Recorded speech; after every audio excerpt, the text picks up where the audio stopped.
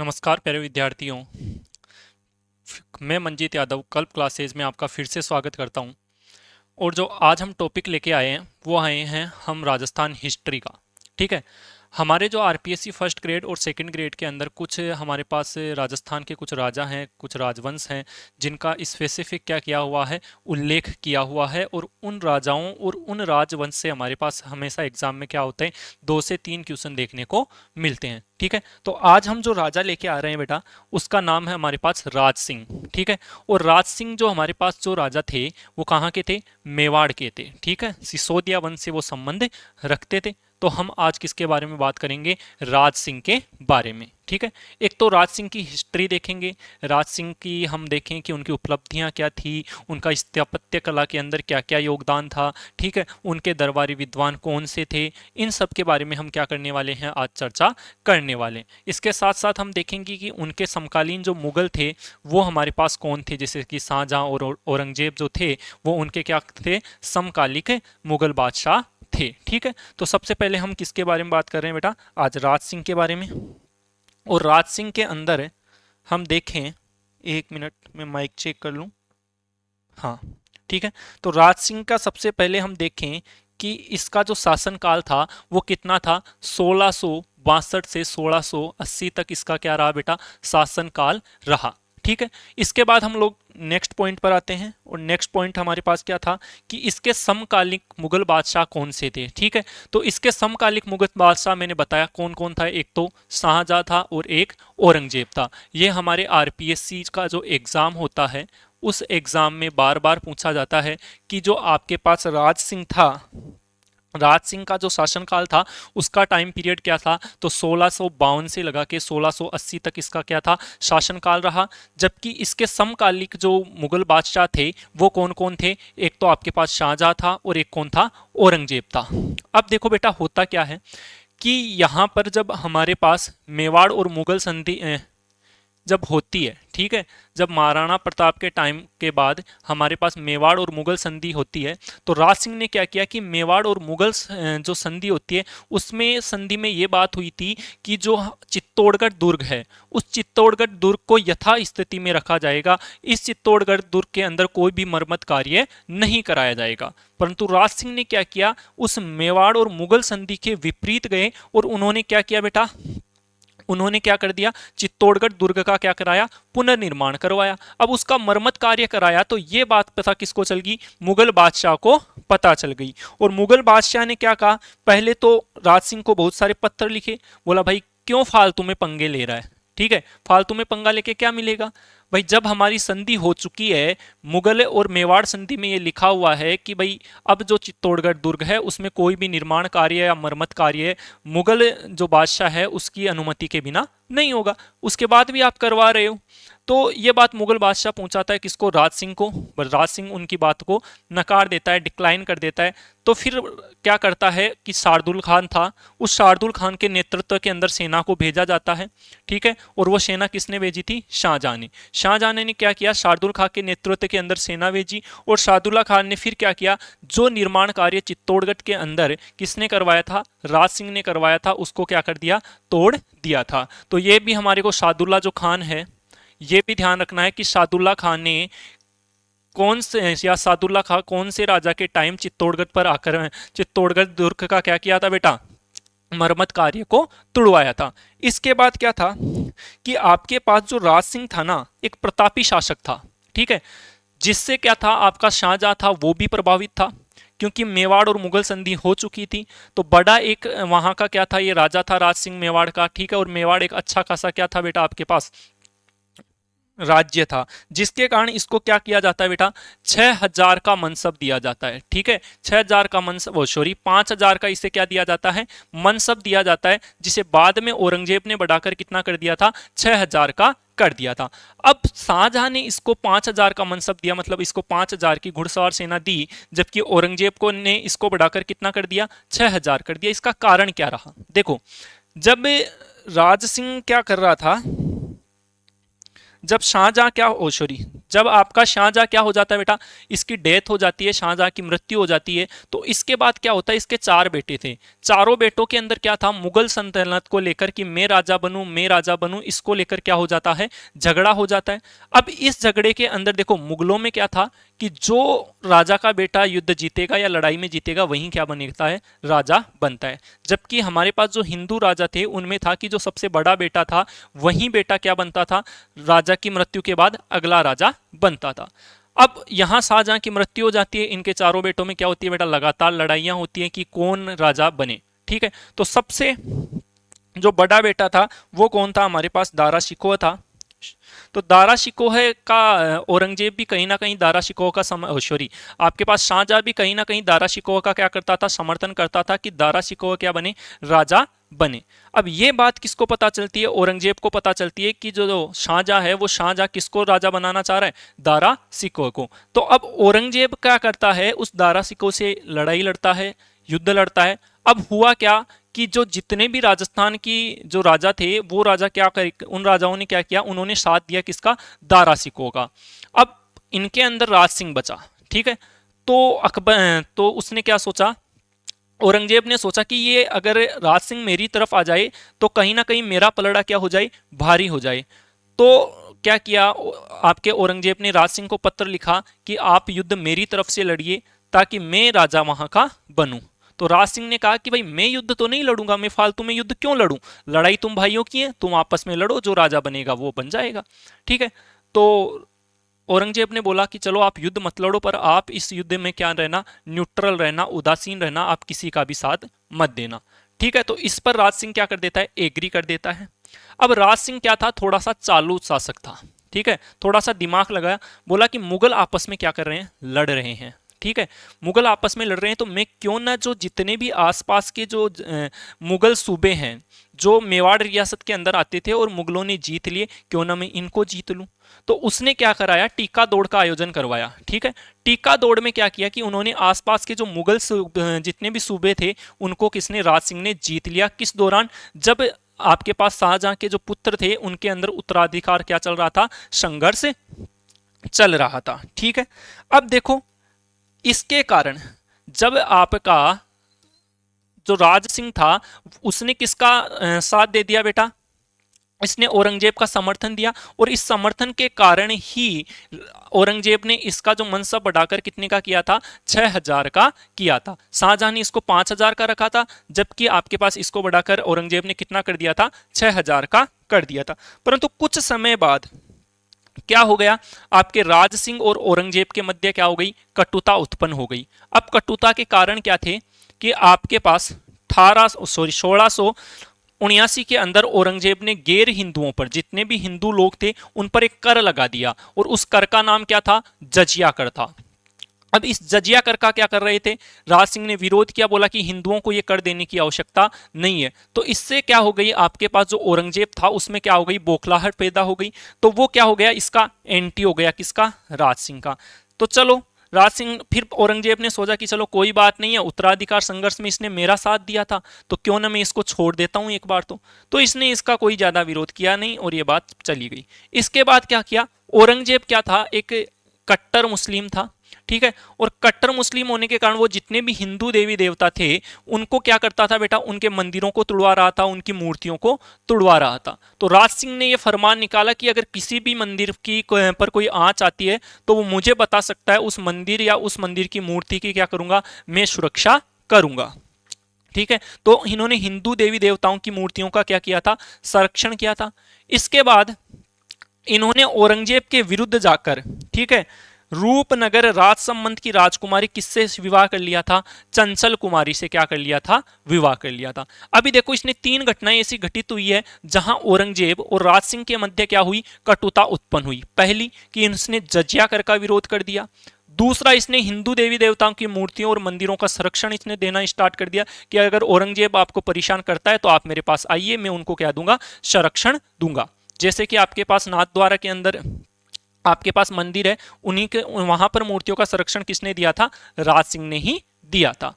इसके बाद दूसरा इन्होंने क्या किया, इन्होंने चंचल दे से विवाह कर लिया। अब इस चंचल कुमारी पर क्या था, औरंगजेब ने भी नजर डाल रखी थी। औरंगजेब सोच रहा था कि इस चंचल कुमारी से क्या कर लूं, मैं शादी कर लूं, ठीक है। परंतु इससे शादी किसने कर ली, राज सिंह ने कर ली। तो फिर से यहां से कटुता उत्पन्न हो गई। बट आपकी आरपीएससी में जो एग्जाम आता है वो चारुमती से आता है। किससे आता है, चारुमती से। और चारुमती और आपके पास जो आपका राज सिंह है, इसकी प्रेम कहानी भी कुछ प्रचलित है, वो मैं आपको बताता हूं।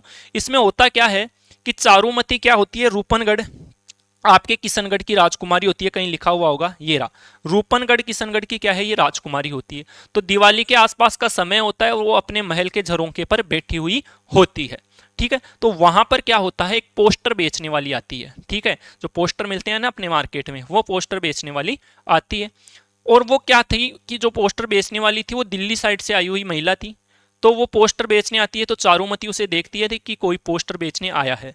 तो चारुमती उसे अपने महल में बुलाती है और उससे अच्छे अच्छे पोस्टर दिखाने को बोलती है। तो उसने एक से बढ़कर एक पोस्टर दिखाए, ठीक है। कई राजकुमारों के पोस्टर दिखाए, कई राजाओं के पोस्टर दिखाए, कई आपके पास प्रकृति के आपके पोस्टर दिखाए, ठीक है। तो उसने बहुत सारे राजकुमारों के वगैरह का ये पोस्टर देख रही थी।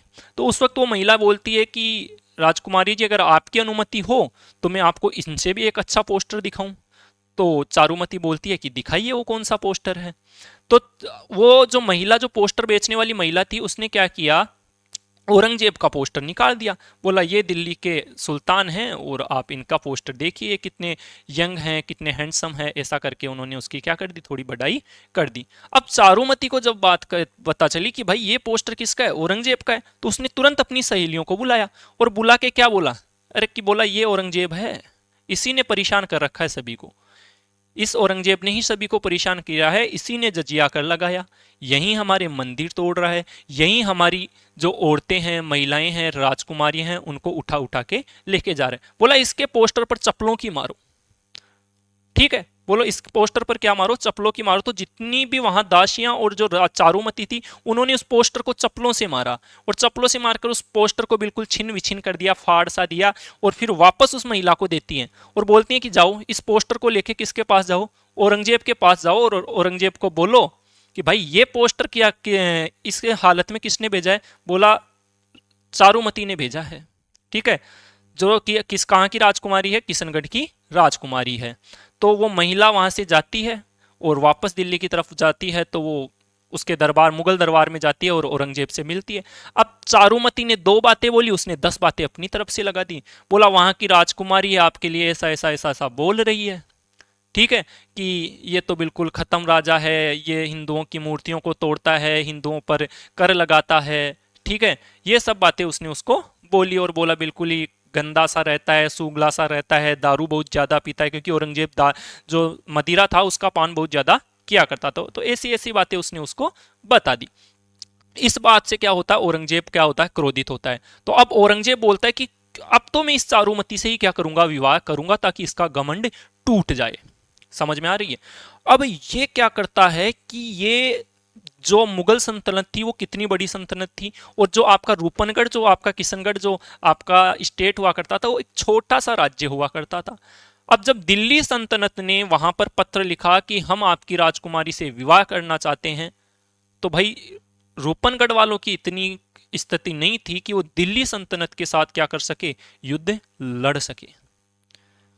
तो अब वो सोचते हैं कि हमारे पास कोई चारा है नहीं, हमको शादी करनी ही पड़ेगी, क्योंकि अगर शादी नहीं की तो दिल्ली सल्तनत से औरंगजेब आएगा, आक्रमण कराएगा और हमारी बहन बेटियों को उठा के लेके जाएगा, और उसके अंदर जो हमारे चारुमती है ये भी जाएगी। तो इससे अच्छा है कि हम हमारी पूरी बहन बेटियों का बलिदान दें, उससे अच्छा है कि हम चारुमती का विवाह किससे करवा दें, औरंगजेब से करवा दें। अब ये बात जब चारुमती को पता चलती है कि उनके परिवार वालों ने, उसके पिताजी ने, उसके भाई ने ये निर्णय ले लिया कि अब हम चारुमती का विवाह औरंगजेब से करेंगे, तो फिर क्या होता है, चारुमती को याद आता है राज सिंह। बोला राज सिंह जितनी भी हिंदू राजकुमारियां हैं उनको संरक्षण प्रोवाइड करता है या संरक्षण प्रदान करता है। तो अब चारुमती ने क्या किया, राज सिंह को पत्र लिखा, बोला कि अब तो तुम ही हो सर्वे सर्वा, आप ही बचा सकते हो, ठीक है। और पत्र में लिख के भेजती है कि फूल तुम्हें भेजा है खत में, फूल नहीं मेरा दिल है, ठीक है। ये तो मजाक की बात है। तो उसने एक पत्र लिखा किसको, राज सिंह को बोला ऐसे ऐसे बात हुई और अब औरंगजेब मुझसे शादी करना चाहता है, मेरे घर वाले क्या है शादी के लिए तैयार है, तो आप मुझे आओ। जिस प्रकार श्री कृष्ण ने रुक्मणी का हरण किया था, आज आप आइए और आप चारुमती का क्या कीजिए, हरण कीजिए और मुझे मुगलों से मेरी सुरक्षा कीजिए। ठीक है, तो ये बात राज सिंह को पूछ से पता चलती है। तो राज सिंह पत्र लिखता है किसको, औरंगजेब को। बोलता है भाई यहाँ तो मेरी हो चुकी है सेटिंगबाजी, अब तुम्हारा यहाँ दाल नहीं गलेगी, अब तुमको यहाँ नहीं आना है। बोला चारुमती से विवाह मैं करूंगा। तो औरंगजेब बोलता है नहीं ऐसा नहीं है, क्योंकि पहले भी तुमने मैं चंचल कुमारी से शादी करने वाला था, पर तुमने चंचल कुमारी से शादी की, मैंने कोई ऑब्जेक्शन नहीं किया, बट अब चारुमती से तो शादी मैं ही करूंगा। तो दोनों अड़ गए तो औरंगजेब ने बोला चलो भाई क्या करना है, बोला युद्ध करो, जो युद्ध में जीतेगा चारुमती उसकी। ठीक है, अब यहां होता क्या है कि जो मेवाड़ रियासत के अंदर, जो हरावल के अंदर जो आपके पास जो टुकड़ी हो रहा करती थी, वो कहाँ की रहा करती थी, हम सभी को पता है सलुम्बर की रहा करती थी। ठीक है, अब सलुम्बर में उस वक्त कौन था, रतन सिंह चुंडावत था। ठीक है, तो रतन सिंह चुंडावत को हरावल में रखा जाता है, उसको पत्र भेजा जाता है कि भाई ऐसे ऐसे औरंगजेब से युद्ध लड़ना है, और जो राज सिंह है वो चारुमती से क्या करना चाहते हैं, विवाह करना चाहते हैं। तो जितने समय तक राज सिंह चारुमती से विवाह करे उतने समय तक आपको औरंगजेब के साथ लड़ना है, उसके बाद राज सिंह खुद युद्ध में आएंगे। अब यहां देखो ना, यहां जो हमारे पास सलुम्बर का रतन सिंह चुंडावत था, इसकी भी एक स्टोरी है। उसकी कहानी कुछ ऐसे है कि जब बुलावा आता है मेवाड़ रियासत से युद्ध के लिए कि राज सिंह ऐसे ऐसे घटना घटी है और आपको युद्ध पर जाना है, तो उस वक्त हुआ क्या था कि जो रतन सिंह चुंडावत थे, तो चुंडावत की नई नई शादी हुई थी रतन सिंह की। अब रतन सिंह की नई नई शादी हुई थी तो नई नवेली दुल्हन भी आती है, और नई नवेली दुल्हन आती है तो उस दिन उनकी क्या थी, शादी की पहली रात थी, सुहागरात थी। दोनों अपने रूम में थे। ठीक है, तो नई नई शादी थी, नए नए अरमान थे, नया नया जोश था, नई नई उमंग थी। तो उसी वक्त क्या होता है, जब उनकी जो शादी की पहली रात होती है, उसी वक्त मेवाड़ रियासत से क्या आता है, पत्र आता है। बोला ऐसे ऐसे संकट आ गया है और आपको युद्ध में आना है। अब जब नई नवेली दुल्हन सामने हो, एक तरफ युद्ध का क्या हो, आपके पास पत्र हो कि आपको अभी युद्ध के लिए निकलना है, तो रतन सिंह चुंडावत के पैर थोड़े डगमगा जाते हैं। बोला यार अभी अभी मेरी शादी हुई है, जस्ट मैं आया हूं, और अब मैं युद्ध में जाऊं तो क्यों ना मैं मना कर दूं कि आप किसी दूसरी टुकड़ी को भेज दो। तो आप लोगों को पता है कि हमारे राजस्थान की एक खूबी रही है कि जो राजपूत उस वक्त स्त्रियां रहती थी, वो अपने स्वाभिमान पर बहुत ज्यादा अडिग हुआ करती थी। ठीक है, तो उस वक्त वहां पर जो रानी थी उसका नाम था रानी सहल कंवर, जो कि हाडा राजवंश से थी। ठीक है, तो सहल कंवर बोलती है कि नहीं नहीं, ऐसे कैसे चलेगा भाई, मैं कल तेरे यहां ब्याह के आई हूं, और तू मुझ में इतना मन लगा के बैठा है, जबकि मैं कल की आई हुई स्त्री हूं, और जिस जन्मभूमि पर तू पला है, जिस जन्मभूमि पर तुम्हारे पुरखों ने अपने प्राण न्योछावर किए हैं, तो उस जन्मभूमि के लिए सब कुछ छोड़ रहा है। ऐसा कैसे हो सकता है कि कितने पूर्वजों ने अपने रक्त से इस जमीन को लाल किया होगा, इस जमीन को अपना दान किया होगा, तब जाके ये जमीन आपके पास है, तब जाके आपके पास ये रियासत है, और आप एक स्त्री के लिए इसे छोड़ रहे हो। बोला नहीं, आपको युद्ध में जाना पड़ेगा, ऐसे नहीं चलेगा। तो सहल कंवर जबरदस्ती रतन सिंह चुंडावत को वहां से भेज देती है। बोला नहीं, आप युद्ध लड़ो, और जब युद्ध जीत के आ जाओ तब अपन आगे का कंटिन्यू करेंगे। अब रतन सिंह चुंडावत युद्ध में जाता है, और रतन सिंह चुंडावत युद्ध में जाने के बाद वहां युद्ध लड़ता है, तो उसका युद्ध में मन नहीं लगता। बार बार उसे सहल कंवर की बातें याद आती है, हाडी रानी सहल कंवर की बातें याद आती है कि सहल कंवर ऐसी थी, सहल कंवर वैसी थी, मैं उसके साथ बैठ भी ना सका। तो उसका युद्ध में ध्यान नहीं था।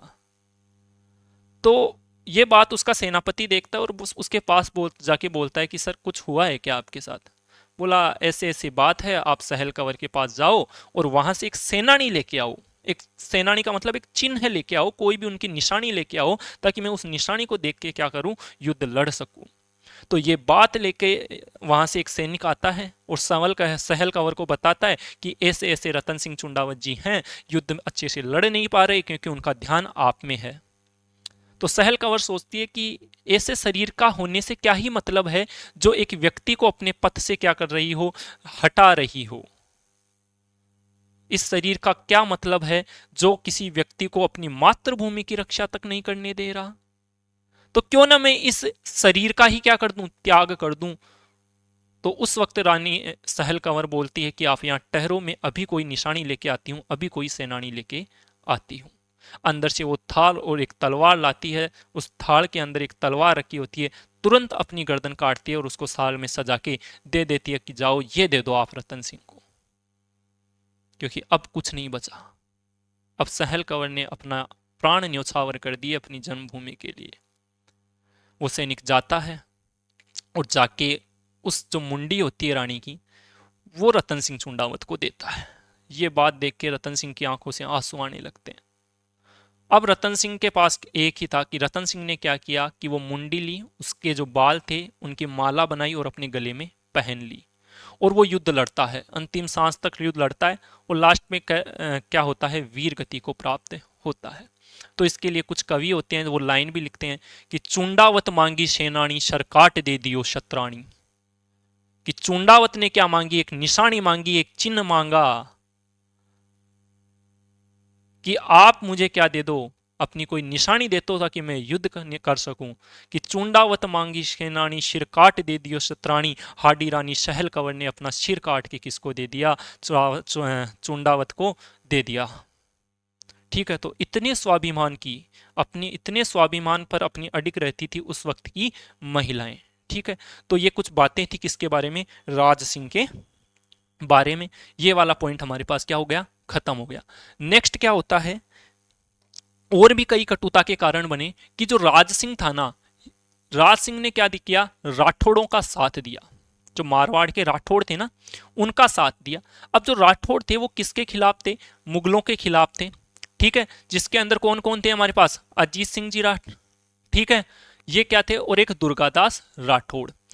अब इन्होंने क्या किया कि मुगलों के विरुद्ध जाकर अजीत सिंह और दुर्गादास राठौड़ को क्या की, शरण दी, और शरण देने के साथ साथ उन्होंने क्या दे दी, केलवा की जागीर भी दे दी। ठीक है, तो ये आपको ध्यान रखना है कि आपके पास राज सिंह ने औरंगजेब के विरुद्ध जाकर किसकी सहायता की, दुर्गादास राठौड़ और अजीत सिंह राठौड़ को सहायता दी, और इनको कहां की जागीर दी, केलवा की जागीर। अब यहां पर देखो, जो मेवाड़ थे वो सिसोदिया थे, मारवाड़ के कौन थे, राठौड़ थे।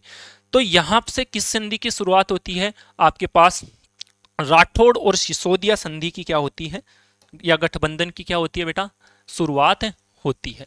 ठीक है, तो यहां पर राठौड़ और सिसोदिया गठबंधन बनता है किसके कारण, क्योंकि राज सिंह ने दुर्गादास राठौड़ और अजीत सिंह राठौड़ को क्या दी थी, शरण दी थी, किसके विरुद्ध जाकर, आपके औरंगजेब के विरुद्ध जाकर। और यहाँ राठौड़ और सिसोदिया गठबंधन की क्या होती है, स्टार्टिंग होती है। अब यहाँ पर एक इंटरेस्टिंग बात है, अब ये बात जब औरंगजेब को पता चलती है कि भाई क्या हुआ है, कि जो आपके पास जो राठौड़ और सिसोदियों का गठबंधन हो गया है, तो क्यों ना इसको तोड़ा जाए, वरना ये दो बड़े राज्य या दो बड़ी रियासतें जब एक जगह मिलेंगी तो ये और भी ज्यादा क्या होंगी, ताकतवर होंगी। तो इन्होंने क्या किया, औरंगजेब ने अपने पुत्र को भेजा, अकबर सेकंड को। ठीक है, किसको भेजा, अकबर सेकंड को। ठीक है, अब क्या किया कि जो दुर्गादास राठौड़ और जो राज सिंह थे ना, वो बहुत चालू दिमाग के थे, उन्होंने अकबर सेकंड को अपने अंदर ही मिला लिया। अरे बोला तेरा बाप तो ऐसे ही करता है, क्या करेगा वो, फालतू की बातें हमारे पास रहे, वैसे भी तेरे को राजपाट तो मिलने का है नहीं, तो यहाँ पे कोई छोटा मोटा आपको जागीर दे देंगे, तू यहाँ पर रह। ये ऐसे कुछ बोल बोल के उन्होंने अकबर सेकंड को अपनी तरफ मिला लिया था। अब देखो ये किसके बारे में बातें हो गई, उसके जीवन के बारे में बातें हो गई, किसके, राज सिंह के जीवन के बारे में। अब कुछ स्थापत्य विकास हुआ था, वो सीधे सीधे आपको याद रखने हैं कि इन्होंने श्रीनाथ जी का मंदिर बनाया था, जो कहाँ है, सियाड़नाथ द्वारा राजसमंद के अंदर। ठीक है, इन्होंने द्वारिकाधीश मंदिर का निर्माण करवाया, जो कांकरोली और राजसमंद में है। दोनों ध्यान रखने कि श्रीनाथ मंदिर का निर्माण राज सिंह के टाइम हुआ, कहाँ हुआ, सिहाड़नाथ द्वारा राजसमंद के अंदर।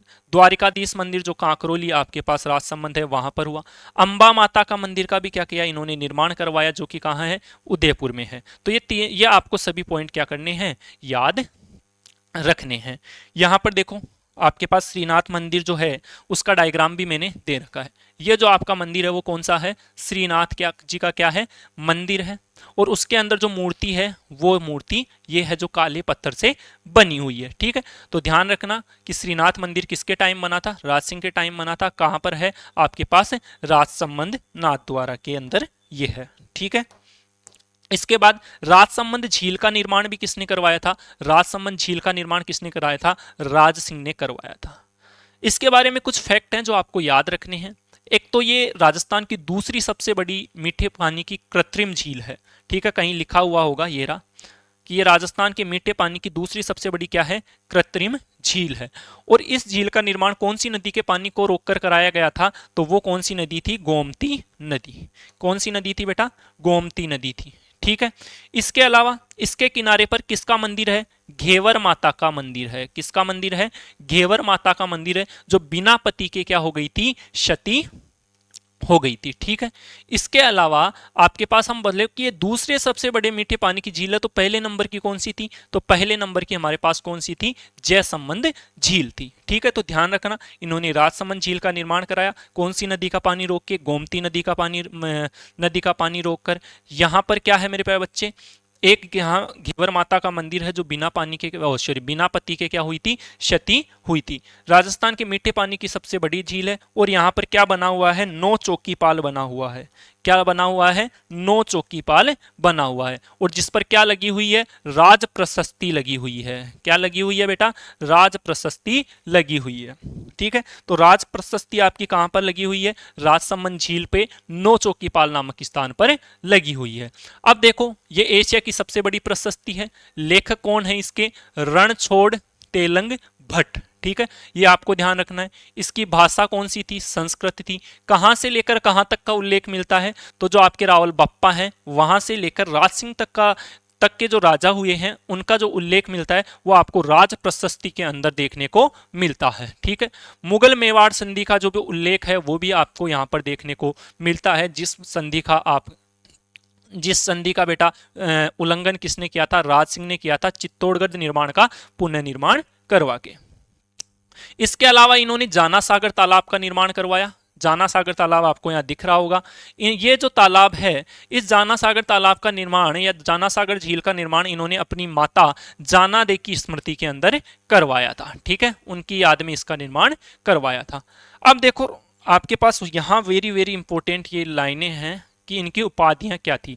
तो इनको एक तो बेटा विजय कटुकातु कहते हैं। क्या कहते हैं? विजय कटकातु कहते हैं। और इसके अलावा इनको क्या बोलते हैं? हाइड्रोलिक रूलर के नाम से भी जाना जाता है। तो विजय कटकातु और आपके पास हाइड्रोलिक रूलर की उपाधि किसे है? राज सिंह को है। तो ये भी आपको ध्यान रखना है। इसके अलावा दरबारी विद्वान पहले ही हम पढ़ चुके हैं, रणछोड़ भट्ट तेलंग, जिसने राज प्रशस्ति का निर्माण करवाया, हमने ऊपर पढ़ रखा है। अमर काव्य वंशावली का भी क्या किया? इसने निर्माण किया, जिसमें महाराणा प्रताप का उल्लेख देखने को मिलता है। चेतक का और शक्ति सिंह का क्या देखने को मिलता है? उल्लेख देखने को मिलता है। इसके अलावा इसके दरबारी विद्वान में कौन थे? किशोर दास थे, जिसने किसकी रचना की थी? राज प्रकाश की रचना की थी। सदाशिव भट्ट थे, जिन्होंने राज रत्नाकर की क्या की थी बेटा? इस रचना की थी। ठीक है, तो ये दरबारी विद्वान थे और उनकी कुछ रचनाएं हैं। ठीक है, ये हम लोगों को ध्यान में रखना है। ठीक है, तो राज सिंह यहां पर खत्म होता है और राज सिंह से उम्मीद करो आप कि इससे बाहर कोई क्वेश्चन जाने की संभावना बहुत ही कम है। ठीक है, तो यहाँ कुछ पॉइंट्स हैं जो मैं आपको वापस बता देता हूं, जो आपके काम के हैं। सबसे पहले, राज सिंह के किसके टाइम का था? शाहजहां और औरंगजेब के टाइम का था। ठीक है, 1652 से लेकर 80 तक इसका शासनकाल रहा था। ठीक है, इसने जो मुगल उत्तराधिकार संघर्ष था उसमें औरंगजेब का साथ दिया था। औरंगजेब और इसके मध्य कटुता के कुछ कारण थे, जैसे कि इसने जजिया कर का विरोध किया, हिंदू राजकुमारी को संरक्षण दिया, हिंदू देवी देवताओं की मूर्तियों और मंदिरों को संरक्षण दिया, चंचल कुमारी से विवाह किया। ठीक है, रूपनगढ़ की राजकुमारी, जो किशनगढ़ की राजकुमारी चारुमती थी, उससे विवाह किया। ठीक है, ये सभी कटुता के कारण थे। हाडी रानी सहल कंवर के बारे में भी हम लोगों ने यहाँ पर बात की। ठीक है, इसके अलावा यहाँ पर हमने लोगों ने राज प्रशस्ति की बात की थी। यहाँ पर राठौड़ और सिसोदिया गठबंधन होता है, जिसमें अजीत सिंह राठौड़ और दुर्गादास राठौड़ को शरण दी थी और केलवा की क्या दी थी?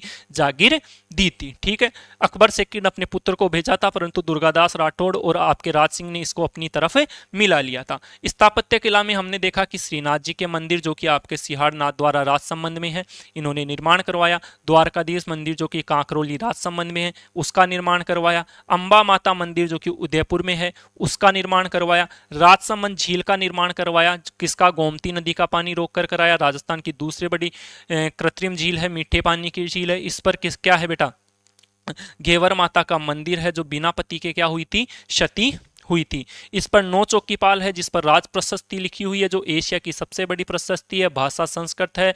इसके लेखक कौन थे, रणछोड़ भट्ट तेलंगे थे। ठीक है, रावल बप्पा से राजा राज सिंह तक की आंखें देखने को मिलती है, आपको जानकारी देखने को मिलती है। मेवाड़ मुगल संधि का इसमें क्या देखने को मिलता है, उल्लेख देखने को मिलता है। जाना सागर तालाब का निर्माण करवाया अपनी माता जाना दी की याद के अंदर। कुछ उपाधियां हैं, विजय कटकातु है और हाइड्रोलिक रूलर है जो आपको याद रखनी है। कुछ दरबारी विद्वान, रणछोड़ भट्ट तेलंग जो हमने पढ़ लिया, राज प्रशस्ति और अमर काव्य वंशावली जिसके अंदर आपके पास राणा प्रताप, चेतक और शक्ति सिंह का क्या उल्लेख देखने को मिलता है। ठीक है, इसके अलावा किशोरदास ने राज प्रकाश लिखी और सदाशिव भट्ट ने राज रत्नाकर नामक पुस्तक लिखी थी। ठीक है, तो ये हमारे पास क्या होता है, राज सिंह खत्म होता है। ठीक है, नेक्स्ट क्लास के अंदर या नेक्स्ट वीडियो के अंदर हम लोग क्या लेके आएंगे बेटा, नए राजा के साथ आपके सामने उपस्थित होंगे। तब तक के लिए मुझे विदा दीजिए, तब तक के लिए जय भारत और जय हिंद।